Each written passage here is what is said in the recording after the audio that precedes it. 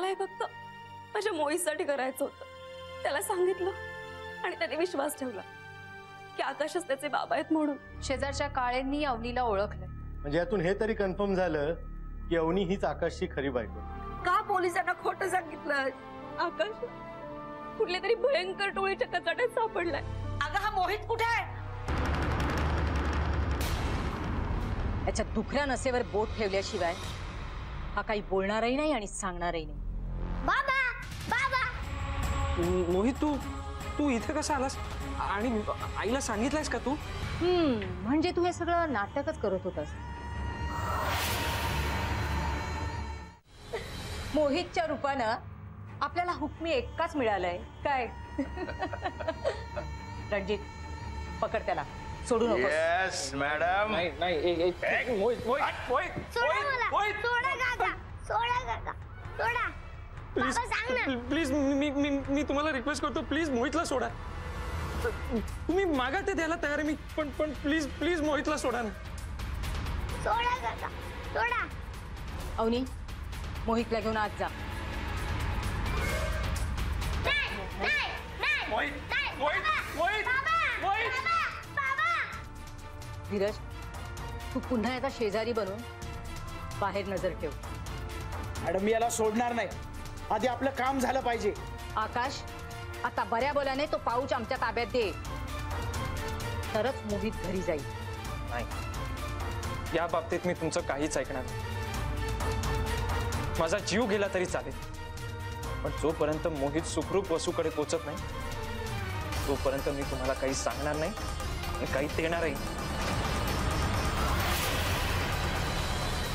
ठीक आहे धीरज, मोहितला त्याच्या आईकडे सोडून ये। अवनी मोहितला घेऊन बाहेर ये।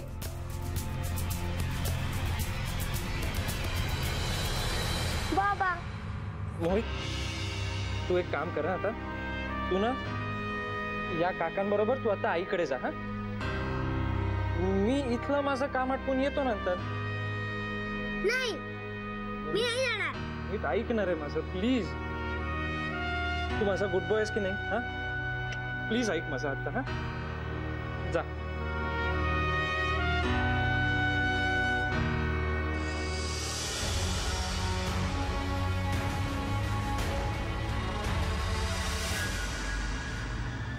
हे बघ आकाश, धीरज आता मोहितला वसूकडे सोडेल, त्यानंतर तू ताबडतोब आमचा माल आमच्याकडे द्यायचा। मी तुमच्या शब्दांवर कसा विश्वास ठेवायचा? जोपर्यंत मला वसू स्वतः फोन करून सांगत नाही की मोहित तिच्याकडे सुखरूप पोचलाय तोपर्यंत मला खात्री पटणार नाही।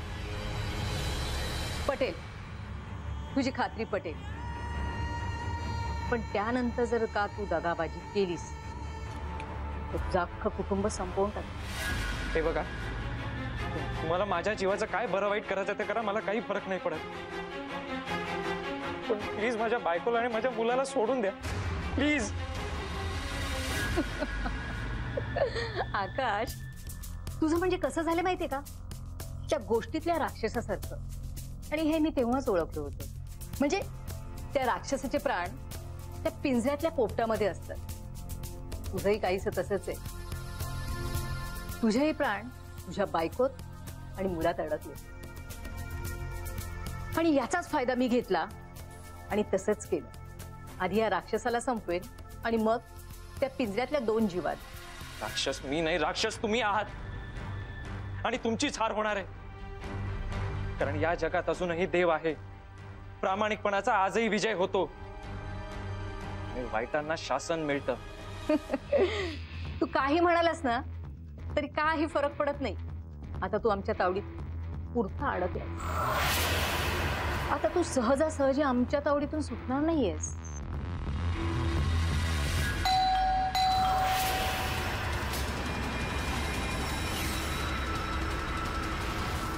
आता कोण आलं? अवनी जरा बघ बघू।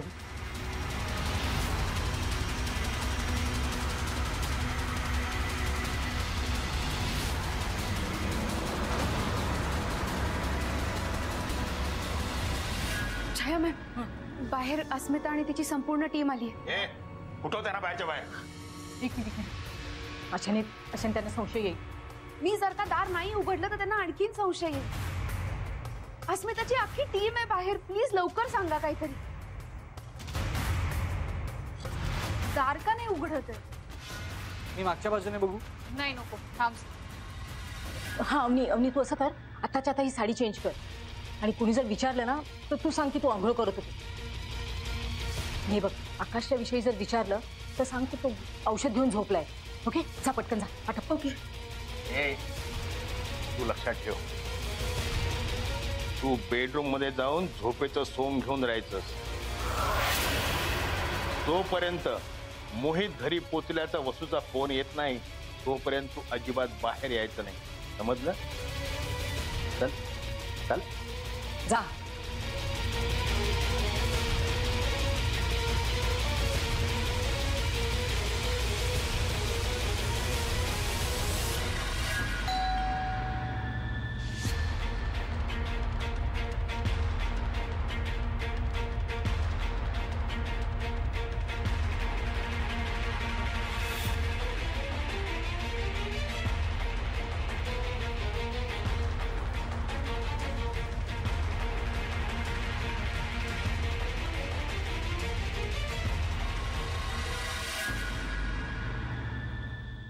सॉरी, मी जरा आंघोळीला गेले होते म्हणून दार उघडायला उशीर झाला. नाही इट्स ओके. आत या ना तुम्ही.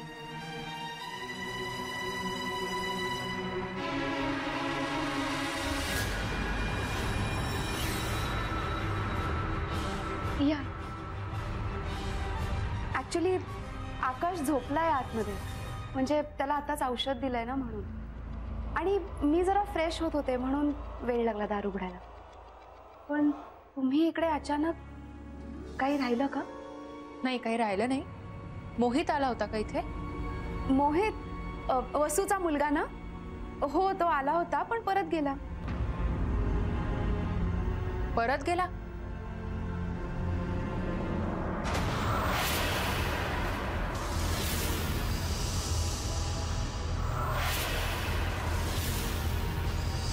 आकाश झोपलाय ना आतमध्ये, मला वाटतं उठलाय तो. अगं सुनबाई, कोण आलंय? आई, अस्मिता मॅडम आल्यात. सवय. नमस्ते मॅडम. अच्छा अच्छा अच्छा, म्हणजे ज्याने आपल्या आकाशला वाचवलं त्या, बरोबर? वा वा वा वा वा, खूप बरं वाटलं तुम्हाला भेटून. मी आकाशचा बाबा आणि ही आई. अस्मिता मॅडम, हे आकाशचे आई बाबा आहेत. ते गावी असतात, नुकतेच आले. अवनी, तू म्हणत होतीस की मोहित परत गेला. तो असा कसा परत गेला? तो लहान मुलगा होय. लय गोड पोरग हाय व. पण काय व, त्याच्या आईनं त्याला काय काय शिकून पाठवलंय कुणास ठाऊ. होय ना व? अहो, तो आला ना तेव्हा आकाश झोपला होता म्हणून बरं, पण खूप समजूत काढून पाठवलं पोरग्याला. पण आकाश त्याचे बाबा नाहीयेत हे समजलंय का त्याला? अव, आम्ही कसं त्याला सांगायचं व? खरं तर त्याच्या आईनं त्याला सांगायला हवं, होय की नाही? आम्ही त्याला समजावलं, बाबा एक काम कर, आता तुझा बाबा झोपलाय, तुझ्या आईला घेऊन सांच्याला घरी ये, असं समजावून त्या पोराला धाडलं व आम्ही. म्हणजे तो एकटा गेला आणि तुम्ही जाऊ दिलं? नाही नाही, आमच्या शेजारी ते काळे काका आहेत ना, ते सोडून आले त्याला. आणि आम्ही त्यासनी सांगितलं की बाबा रे घरी पोचलं ना का आईला सांग बरं का फोन करायला, होय ना व? मग पण तुम्हाला कसं कळलं की मोहित इकडे आला होता? म्हणजे त्याच्या आईने काही सांगितलं का? नाही, त्याच्या आईने नाही सांगितलं. ऍक्च्युली आम्ही सगळेच बाहेर निघालो होतो आणि मला वाटेत हॉस्पिटलमधून फोन आला डॉक्टरांचा. मोहित आधी हॉस्पिटलमध्ये गेला होता म्हणे. पण त्याला हे घर कसं सापडलं? मोहितनीच सांगितलं, त्याने हॉस्पिटलच्या रजिस्टरमध्ये पत्ता बघितला म्हणून. मी इथलाच पत्ता दिला होता ना. अव, आम्ही सुद्धा त्यांच्या फोनची वाट बघतोया. एवढ्यात येईलच बघा त्यांचा फोन.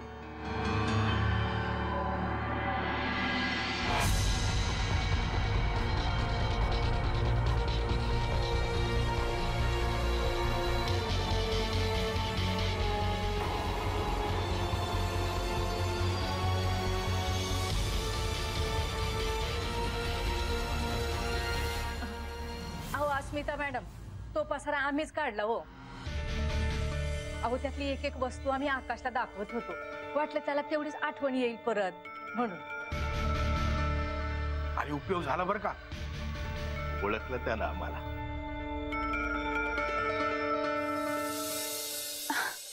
अरे वा, खरंच खूप चांगलं झालंय. आकाश नोकरी कुठे करतो? त्याचं शेअर्सचा बिझनेस आहे ना. बर, ठीक आहे मग निघतो आम्ही. शोची वेळ होते. ऍक्च्युली आम्ही फिल्म बघायला निघालो होतो. येतो. आकाशची आई, तुम्ही गावाहून सहज आलात की अवनीने बोलावून घेतलं तुम्हाला? अहो अवनीनेच सांगितलं आम्हाला. कधी? नाही, कारण ती हॉस्पिटलमध्ये सतत आमच्या सोबतच होती. अहो वर्तमानपत्रामध्ये फोटो पाहिला आकाशचा. काळजाचं पाणी पाणी झालं हो माझ्या. लगोलग आम्ही इकडेच निघालो. येता येता फोनवर अवनीनं सारं काही सांगितलं आम्हाला. गावच्या देवीला नवस केला. होय. आणि त्या देवीमुळेच आमचा आकाश वाचलेला आहे. आणि हळूहळू त्याला सगळं आठवतंयही. आकाशला बरं वाटायला लागलं ना की मग आम्ही गावाकडे जाऊ.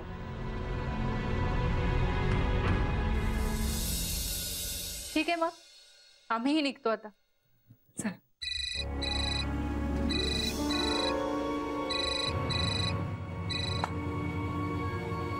हॅलो. हॅलो, हा मी वसू बोलतेय. हा हा, मोहितच्या आई ना? हो, मोहितची आई. मी अवनी बोलतेय. अवनी आकाश खांडेकर. मोहित पोचला ना घरी? हो, मोहित घरी पोहोचला. म्हणजे काळे काकांनी व्यवस्थित सोडलं ना त्याला? हो. मोहित घरी पोचला. एक मिनिट, मी बोलून घेऊ का एकदा वसूशी? काय मोहित परत इथे यायला नको ना म्हणून.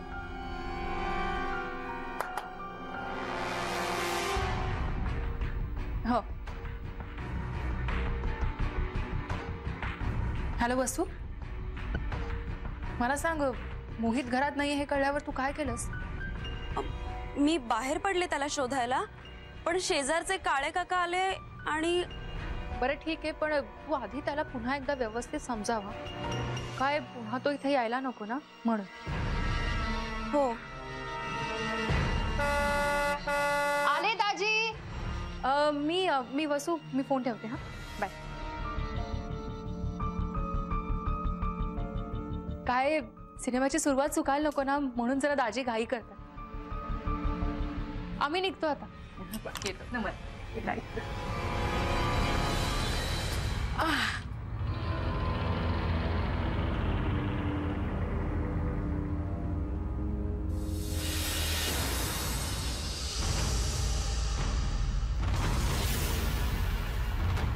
चल चल.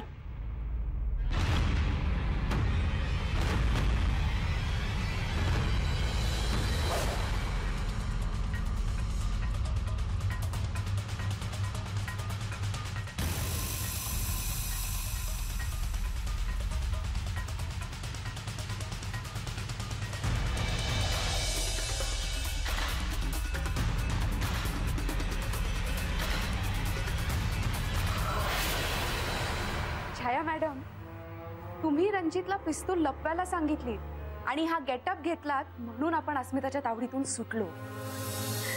अस्मिताला संशयही येणार नाही असं नाटक केलं. आकाश बेटा, आता तरी तू शहाण्यासारखं वागणार आहेस ना? तू तुझ्या आईचं ऐकणार आहेस ना? मोहित सुखरूपपणे घरी पोहोचलाय. तुझी अट्ट पूर्ण झाली. आता त्या दोघांच्या जीवाला काही धोका नाहीये.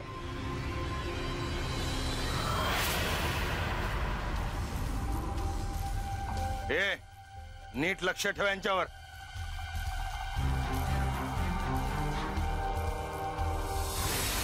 हे बघ आकाश, मी माझा शब्द पाळलाय, आता तुझी पाळी आहे. सांग, हिरे कुठे ठेवलेत? हिरे इथे नाही आहेत. मग तुम्ही मला सोडा, मी जाऊन ते घेऊन येतो पटकन. तुम्हाला काय वेडी वेडी समजतोयस काय? हा? का मूर्ख समजतो तुला? तुला इथून पळ काढायचंय? बऱ्या बोलाने सांगणार आहेस का? हिरे ऑफिसच्या सेफ मध्ये. सेफची चावी? ती बेडरूम मधल्या फ्लॉवर पॉट मध्ये.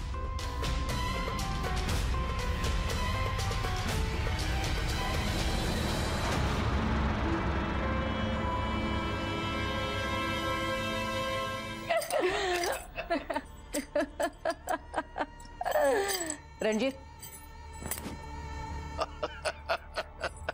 आपण दोघेही हिरे घ्यायला ऑफिस मध्ये जाऊ. अवनी, तोपर्यंत तू आकाशवर बारीक लक्ष ठेव. Yes ma'am. हे बघ आकाश, ही तुला शेवटची संधी आहे. जर का हिरे सेफ मध्ये मिळाले नाहीत तर वसू आणि मोहित या दोघांनाही आम्ही संपवू, कारण ते दोघंही आमच्या ताब्यात आहेत. नाही नाही, प्लीज प्लीज प्लीज, मी हात जोडतो. प्लीज प्लीज, माझ्या मुलाला आणि माझ्या वसूला प्लीज काही करू नका. प्लीज, मी तुमच्या पाया पडतो. प्लीज प्लीज, त्यांना सोडून द्या. प्लीज, त्याचा काहीच दोष नाही. अरे अरे बेटा, जे का आता तुझं होईल ना ते त्यांचं सुद्धा होणार आहे. तुझ्या बायकोला आणि मुलाला जिवंत सोडून आम्हाला फसायचं थोडंच आहे. नाही नाही नाही, आम्ही कोणाला काही सांगणार नाही. आम्ही पोलिसांमध्ये तक्रार करणार नाही. मी वचन देतो. प्लीज प्लीज, त्यांना सोडून द्या. प्लीज प्लीज, आम्ही कोणाला काही सांगणार नाही. मी तुमच्या पाया पडतो. प्लीज प्लीज प्लीज, चला. Please. Chhaya madam, Asmita ma'am, तुमच्या हातावर तुरी देऊन आम्ही पळून जा. काय मस्त फसवलंय तुम्हाला. तुम्ही सिनेमा बघायला गेलात आणि आमच्या सिनेमाचा क्लायमॅक्स आता सुरू होणार.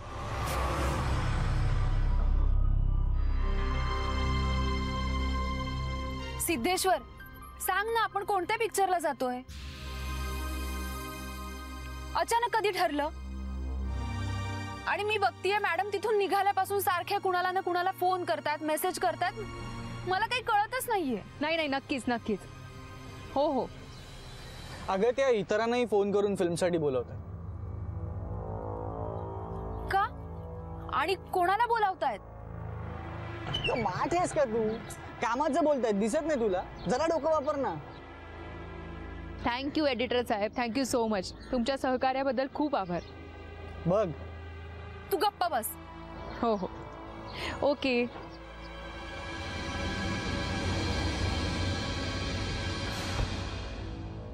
डॉक्टरांना आणि न्यूजपेपरच्या एडिटर्सना थँक्स म्हणण्यासाठी फोन केला होता.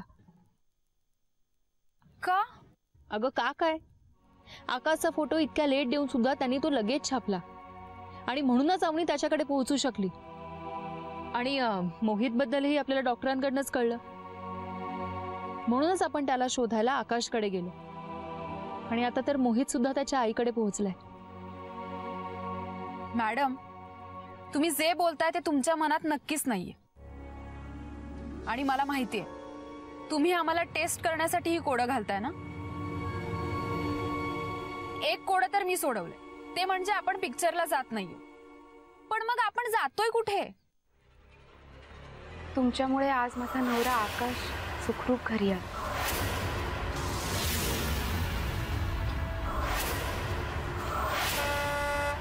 आले दाजी.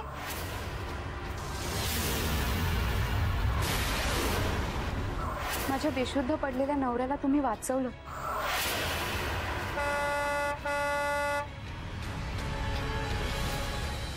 वसूच्या घरी. का? आणि तिचं घर आपल्याला कुठे माहितीये? दाजींना माहितीये. चला दाजी.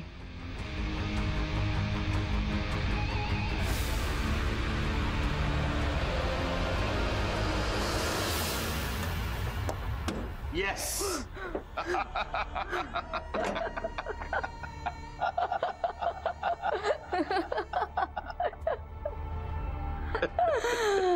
चला तर रणजित, ज्या हिऱ्यांसाठी आपण जीवाचं इतकं रान केलं, अखेर ते हिरे आपल्याला मिळालेच तर. क्या बात आहे.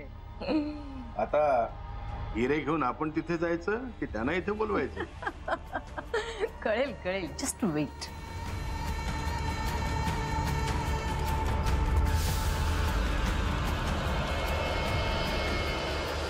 हॅलो अवनी. बोला मॅडम. हिरे मिळाले ना? हो. मला एक सांग, तुझ्या जवळपास आकाश तर नाहीये ना? नाही, तो बेडरूम मध्ये. मी त्याला कडी घातलीये. बेचारा देवाची प्रार्थना करतोय. Good good good. त्याची प्रार्थना सफल होऊ दे. म्हणजे? हे बघ अवनी, आता आम्ही हिरे घेऊन तिकडेच येतो. तोपर्यंत धीरजला माझा निरोप दे. त्या तिघांनाही संपून टाकायला सांग. आकाशच्या घरातील एकही व्यक्ती मागे राहता कामा नये. लवकर कामाला लागा. आम्ही येतोयच तिकडे. Yes madam. ओके.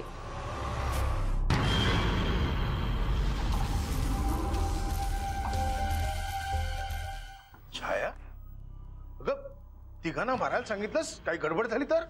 त्यांचा आरडाओरडा ऐकून शेजारी आले, पोलीस आले तर धीरज आणि अवनी दोघेही अडचणीत येतील. अडकू दे ना.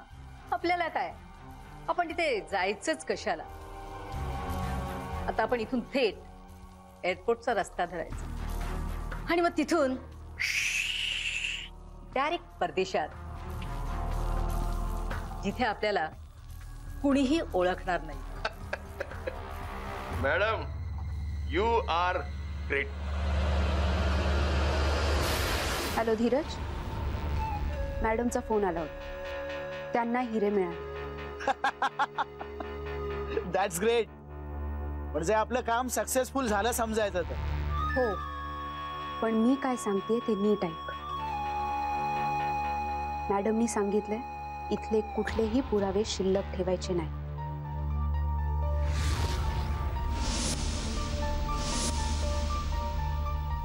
इथे आकाशला मी संपवते, तिथे त्या दोघांना तू संपव.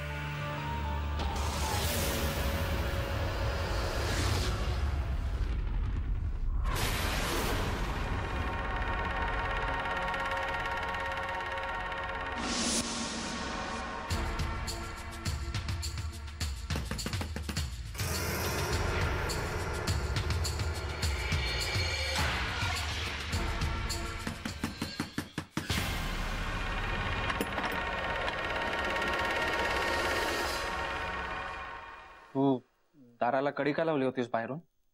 तुला त्रास होऊ नये ना म्हणून. तू देवाची प्रार्थना करत होतास ना.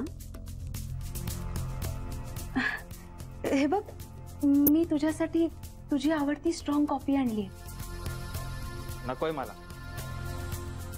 आकाश, आम्ही आता इथून निघून जाणार आहोत. आमचं काम झालंय.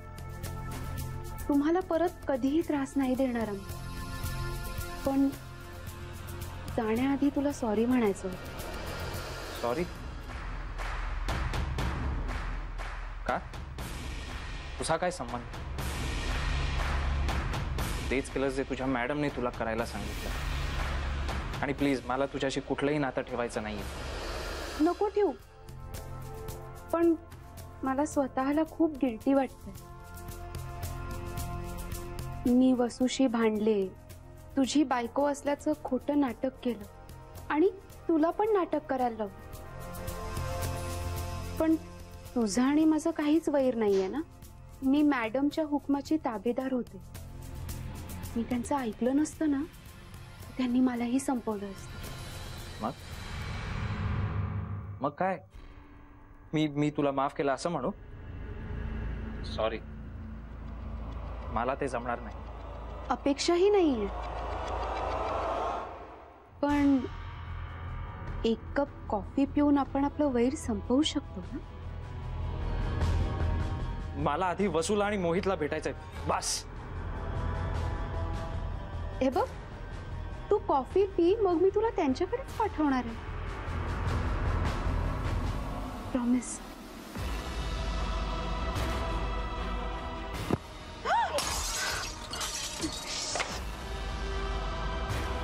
कोण आहे?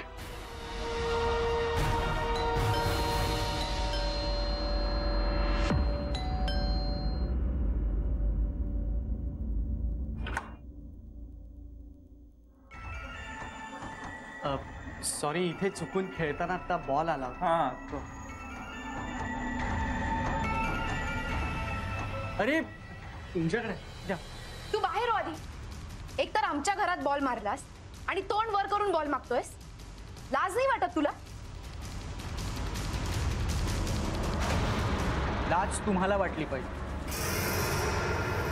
दुसऱ्यांच्या जीवाशी खेळता.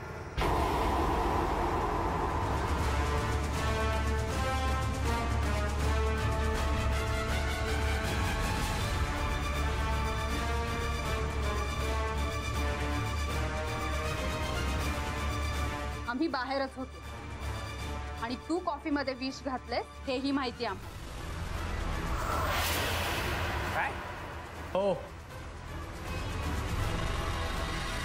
मला फसवण्याचं नाटक केलंस, कॉफीत विष घालून मला मारण्याचा प्रयत्न केलास तू. माझी बायको आणि मुलगा कुठे आहेत सांग. त्याच्या जीवाला काही झालं तर मी तुला सोडणार नाही. मी सांगतो, मी जीव घेईन तुझा. काय करतोय? तिला शिक्षा कायदा दे. खबरदार माझ्या अंगाला हात लावशील तर. आकाश, ए, काय करशील काय का तू? वसू आणि मोहित कुठे आहे हे फक्त मला माहिती.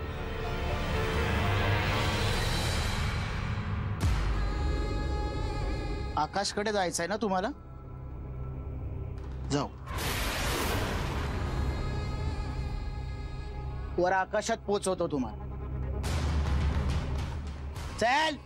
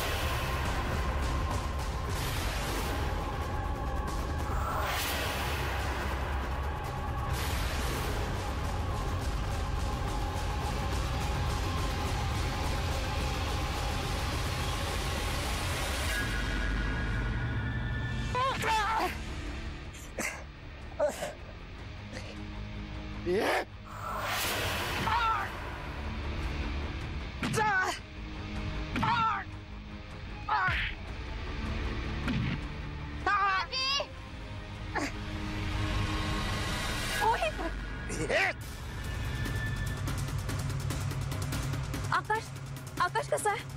आकाश अगदी व्यवस्थित आहे, तुम्ही काळजी करू नका. चल चल चल. चला दाजी. आम्ही वेळेत पोहोचलो म्हणून अनर्थ टळला. पण वसू, तू हॉस्पिटलमध्ये माघार का घेतली होतीस? तेव्हा जर आम्हाला सांगितलं असतंस ना तर पुढच्या या सगळ्या गोष्टी घडल्याच नसत्या. तेव्हा मी तुम्हाला काहीच सांगू शकले नसते, कारण ह्या लोकांनी मला धमकी दिली होती. तू आकाशची बायको आहेस हे आता विसरून जायचं आणि अवनी आकाशची बायको आहे असं सगळ्यांना सांगायचं.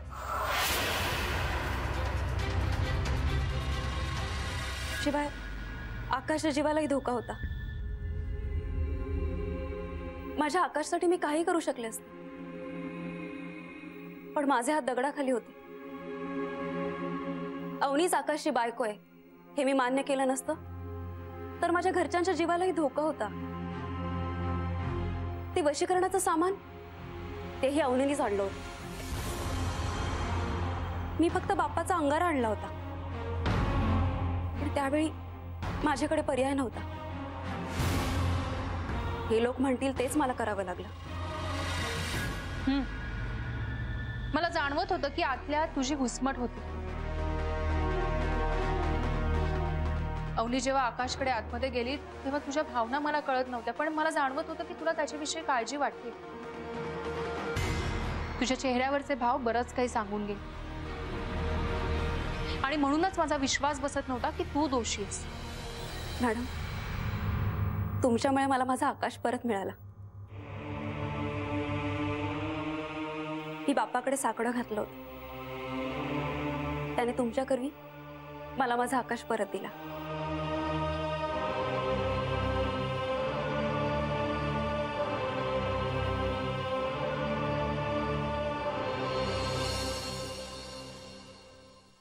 एक मिनिट वसू. आकाश निर्दोष आहे हे अजूनही सिद्ध झालेलं नाही. वसू, आमच्यासाठी हाही एक संशयित गुन्हेगारच.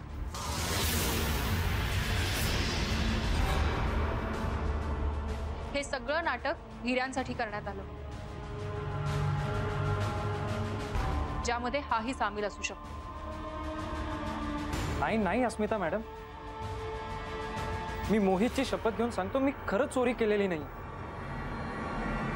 लोकांना मदत करायला नकार दिला म्हणून तर हे सगळं घडलं.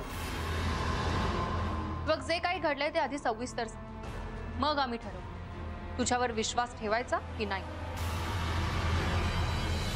एका रात्री ती छाया मॅडम आणि तो रणजित माझ्या ऑफिसवर हिरे घेऊन आले होते.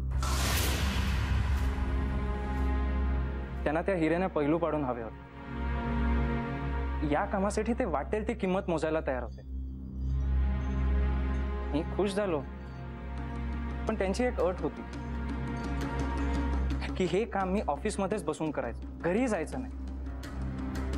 आणि हे काम मी करतोय हे मी बाहेरही कोणाला सांगायचं नाही. पण त्यावेळी मला त्यात काहीच गौण वाटलं नाही. मग हे मला का नाही सांगितलं? अगं, त्यांचीच तशी अट होती ना, म्हणून तर मी तुला फोन करून माहेरी जायला सांगितलं. आणि मी टूरवर जातोय असं खोटं बोललो, पण हे फक्त मी आपल्या फायद्यासाठी बोललो होतो. पण मॅडम, त्यांच्या विचित्र अटींमुळे माझ्या मनात शंका आली. त्यात काही दिवसांपूर्वीच पेपरमध्ये त्या चोरीला गेलेल्या हिऱ्यांची बातमी आठवली आणि माझ्या लगेच लक्षात आलं की हे तेच चोरीचे हिरे आहेत. मी त्यांच्याबरोबर काम करायला नकार दिला, पण तोपर्यंत खूप उशीर झाला होता मॅडम. माझ्या बायकोला आणि मुलाला त्यांनी जीवे मारण्याची धमकी दिली होती. त्यांना काही झालेलं मी सहन करू शकलो नसतो. मॅडम, मी खूप घाबरलो होतो. म्हणून नाईलाजाने मी हे काम स्वीकारलं. त्यानंतर तर त्यांनी मला ऑफिसमध्येच कोंडून ठेवलं. काम झाल्याशिवाय बाहेर जाता येणार नाही असं सांगितलं. पण तरी मी कसा बसा तिकडनं पळ काढला. आपण बाहेर पडल्यावर पकडले जाऊ शकतो म्हणून हिरे मी ऑफिसच्या सेफमध्ये ठेवले होते. आणि हे सगळं मी बाहेर पडल्या पडल्या पोलिसांना सांगणार होतो. वसू आणि मोहितला गावी पाठवणार होतो. ते आधीच त्यांनी मला पकडलं आणि मग तुम्हीच मला वाचवलं.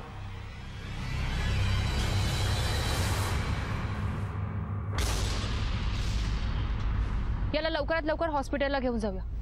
हॉस्पिटलमध्ये जेव्हा मी शुद्धीवर आलो तेव्हा या दोघी माझी बायको असल्याचा दावा करत होते. पण मोहित मला कुठेच दिसत नव्हता.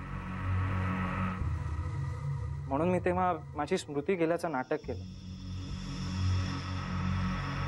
नेमकं तेव्हाच बसून माघार घेतली आणि मला हिच्या बरोबर घरी यावं लागलं. मॅडम, मी पुरता कोंडीत सापडलो होतो. ते घरी ते छाया मॅडम आणि रणजित माझे आई वडील बनले होते. हा धीरज आमच्या शेजारच्या काळे काकांचा गेटअप करून आला. मॅडम, मी तुम्हाला तेव्हा काहीच सांगू शकलो नाही कारण माझा मोहित सुखरूप नव्हता. आताही ती छाया मॅडम आणि रणजित माझ्या ऑफिसमध्ये हिरे आणायला गेले.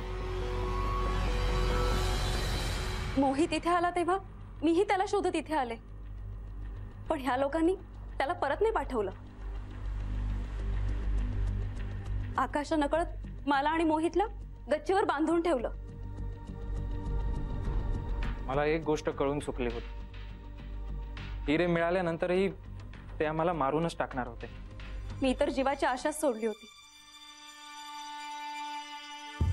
पण मनातून सारखा देवाचा धावा करत होते. शेवटी बापाने माझं ऐकलं. त्याने तुमच्या रूपाने आम्हाला मदत केली. पण मॅडम, तुम्ही इथे परत कशा आलात? म्हणजे तुम्ही सगळे तर सिनेमा बघायला गेला होतात ना? मॅडमनी मुद्दामून तसं सांगितलं.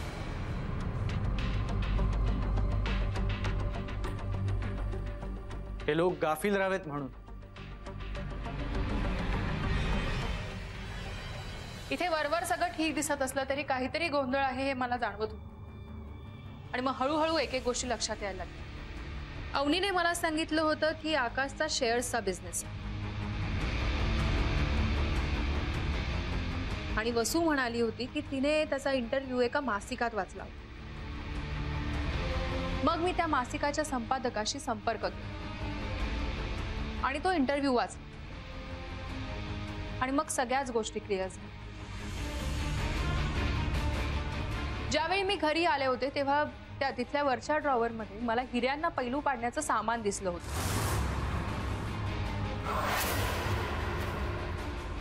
आणि मग माझी खात्री पटली, आकाश हिऱ्यांना पैलू पाडण्याचंच काम करतो. आणि तेव्हाच हिऱ्यांची चोरी झाल्याची केसही आठवली. त्यामुळे माझा सगळ्यात पहिले संशय आकाशवर गेला. काय बरोबर नसेल? आणि नंतर मॅडमनी हॉस्पिटलमध्ये आणि आकाशचा फोटो ज्या पेपरमध्ये आला त्या पेपरच्या संपादकांना आभारासाठी फोन केला, पण आभार हा फक्त बहाणा होता. त्यानंतर आम्ही हॉस्पिटलमध्ये फोन करून कन्फर्म केलं. तेव्हा असं कळलं की मोहितने कुठलंही रजिस्टर बघितलेलं नाहीये किंवा कुणालाही पत्ता विचारला नाही. तरी सुद्धा तो थेट इथे आला, कारण हे घर त्याचंच आहे. अवनी, तू आणखीन एक चूक केली होती नकळत, जी नंतर माझ्या लक्षात आली. तू आकाशचे प्राण वाचवल्याबद्दल माझे आभार मानलेस. अगं पण मी त्याचे प्राण वाचवले हे तुला कुठे माहित होतं? हे तर वसूला माहित होतं. शिवाय रात्री फोटो खूप उशिरा दिला, त्याच्यामुळे तो फोटो फक्त सिटी एडिशन मध्ये आला. मग गावाला आकाशच्या आईबाबांना तो फोटो कसा मिळणार? वसू आणि मोहितच्या जीवाला धोका आहे याचा अंदाज मला होता, पण ते नेमके कुठे आहेत हे दाजींमुळे मला कळलं. मी वसूशी फोनवर बोलत असताना दाजींनी हॉर्न वाजवला, आणि बराच वेळ विचार करून मग मला आठवलं की तो हॉर्न मला फोनमध्येही ऐकू आला होता.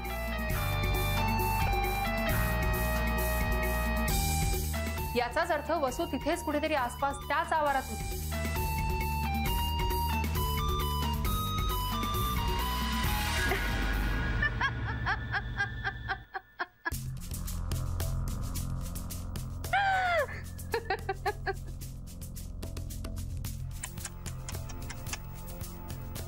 आम्हाला पकडून आता काय फायदा?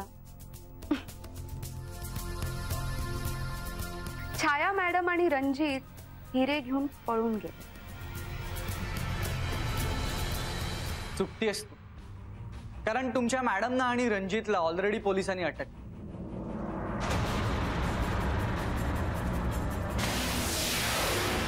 आता तुमची वरात निघणार आहे. पोलीस येत आहेत तुम्हाला अरेस्ट करायला, तयार राहा.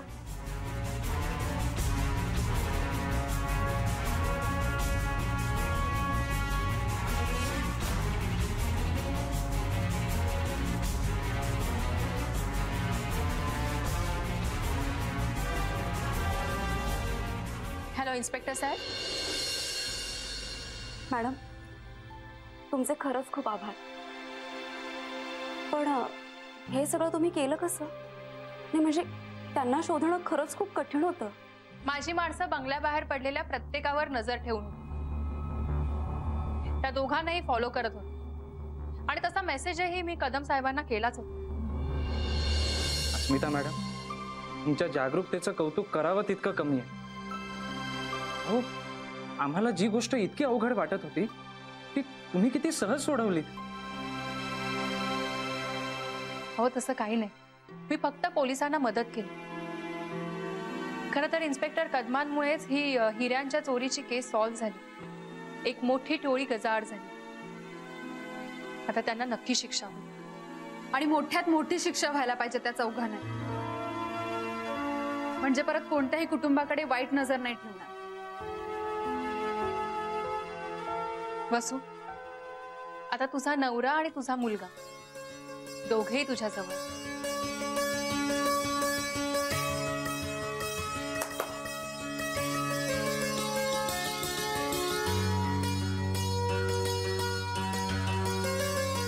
वसू, सचोटीने वागण्यासाठी तुझ्या नवऱ्याने प्राणपणाला लावले होते आणि गुन्हेगारांना पकडून देण्यासाठी मदत केली. त्याबद्दल त्याला बक्षीस नक्कीच मिळेल. नाही मॅडम, ते बक्षीस मला नको. माझा मुलगा मला मिळाला, माझी बायको मला मिळाली, आता अजून काही नको. ते पैसे तुम्हीच ठेवा तुमच्या कार्यासाठी. समाजाला मदत करण्याचं खूप मोठं काम करतात. वसू, तू त्या लोकांना न घाबरता तेव्हाच एकतरी हिंड द्यायला हवी होतीस. अगं सत्तापुढे जसं कोणी मोठं नाही तसंच ताकदवानही नाही. तू खरी होतीस, त्यामुळे यश तुलाच मिळालं असतं. एनिवेज, चला आम्ही निघतो आता.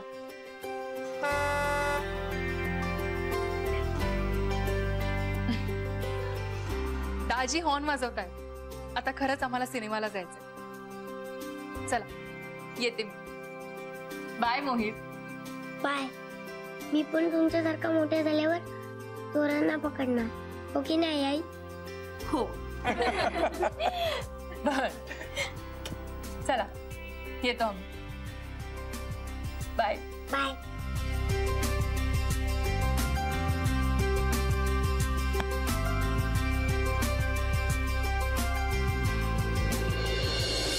आकाशच्या कुटुंबावर जे संकट आलं ते खरंच कोणावरही येऊ नये. आकाशने चोरांना न घाबरता त्यांना विरोध करण्याचा प्रयत्न केला, हे खरंच कौतुकास्पद आहे. पण त्याने निदान पोलिसांना तरी विश्वासात घ्यायला हवं होतं. त्याने पुढचा धोका टळला असता, निदान कमी तरी झाला असता. अशा संकटात कितीही कोंडी झाली, कितीही धमक्या आल्या, तरी त्यावर पूर्ण शरणागती हा उपाय नाहीये. अहो, उलट अशाने आपणच सगळे सुटकेचे मार्ग बंद करतो. अहो, जे गुन्हेगार नीतिमत्ता आणि कायदा पाळत नाही ते तुम्हाला दिलेला शब्द पाळतील अशी आशा ठेवणंच भाबडेपणाचं. त्याऐवजी आपल्या जवळच्या विश्वासातल्या माणसाला एक हिंट जरी दिली ना तरी बुडत्याला काडीचा आधार होऊ शकतो. मग प्रयत्न न करताच हार का मानायची? ही गोष्ट तुम्ही आम्ही सगळ्यांनी लक्षात ठेवायला हवी, हो ना?